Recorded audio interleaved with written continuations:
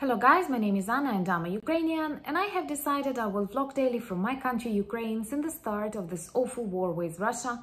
And in my daily videos I try to update you on the important real-life situations in my country Ukraine, and of course I'm always glad to answer your questions and to clarify some facts from our history, our culture, or whatever interests you.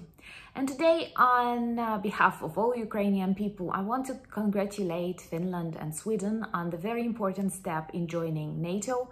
Finally, Turkey has dropped its veto and NATO will become larger, hopefully stronger, and Russia will have a longer border with NATO countries. To tell you the truth, NATO is an extremely often repeated word in Ukraine, and very often we address our needs to NATO and NATO countries. And from my personal observations, I see the difference between NATO as an organization and NATO countries. Many NATO countries are more eager to help us during this war and support and back up us with the needed weapons, and NATO is pretty slow and pretty, like, I cannot say afraid of doing something, but very much balancing what should be done, what is difficult to do, what is dangerous to do, and so on and so forth. But as a smart Ukrainian, I do understand that these NATO countries who support us have the weapons we need just because they are members of the NATO alliance. So definitely I am 100% pro-NATO person, and I do believe that in future Ukraine will become a part of this organization, a part of this bloc. And a brief history of Ukrainian relations with NATO starts perhaps in 2008, when we were trying actually to get membership action plan. And it was a very important step for us.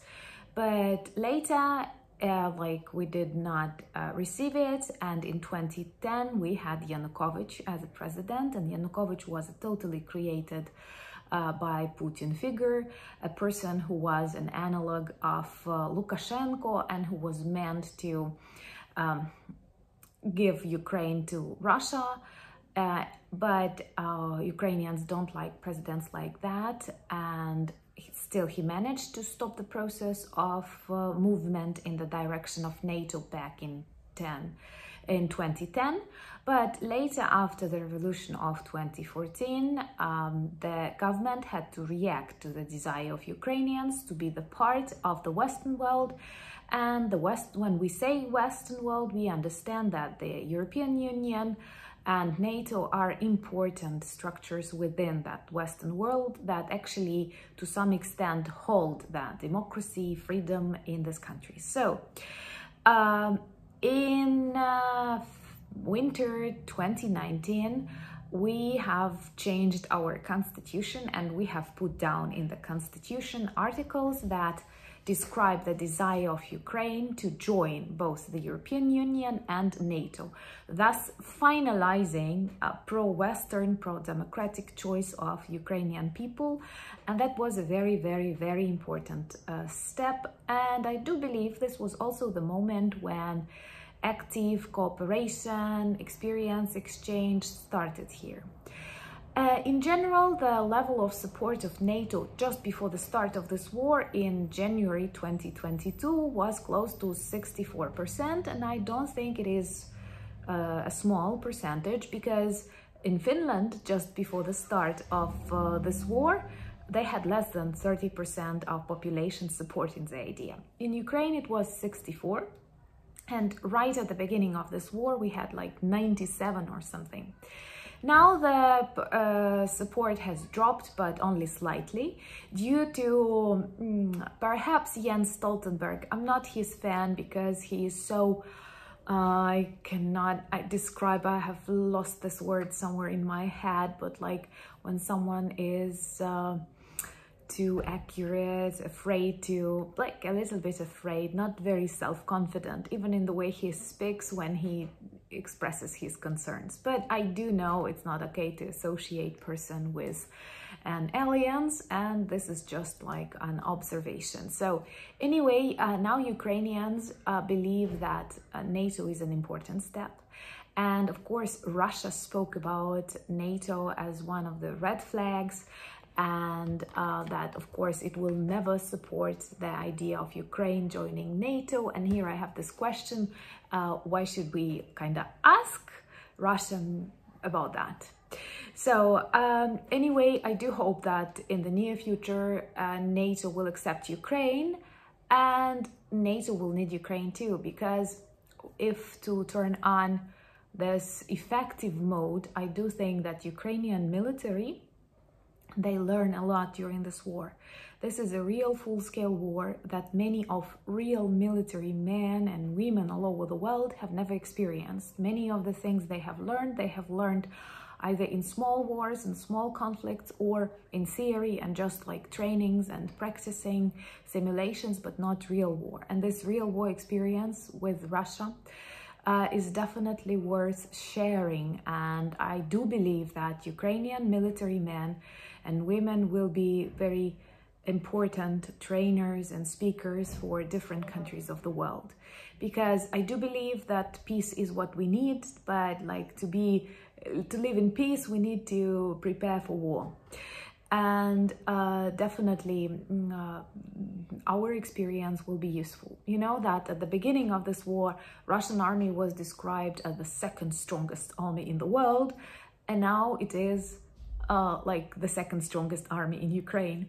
No one expected that Ukrainian armed forces are that strong, including Ukrainians, to tell you the truth. But today, perhaps, we see that this ranking was based also on NATO standards. And NATO standards are really good for operating, learning, and so on, but they cannot predict the result of the war.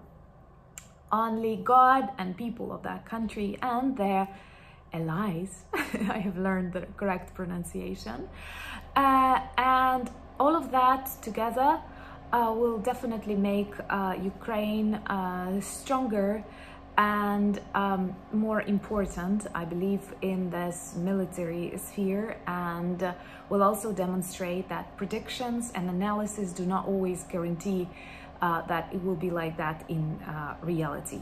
So now the world sees that Ukrainian armed forces, our generals, our soldiers are stronger than they seemed, just because you cannot count everything, starting from the will of people to defend their freedom and independence. And of course, now this NATO summit in Madrid and fast movement of Finland and Sweden in the direction of NATO are good signals, and I do believe that it is time to end neutrality, and these countries have decided to end neutrality, because when you have such evil next to your borders, definitely you have to become stronger. And many countries, they don't have strong armed forces, and they definitely need the support of other countries. And in general, NATO has never planned to attack Russia, and these are weird attitudes of Russians who still continue this Cold War, and they still see enemies everywhere, especially in those parts of the world that live better than they do.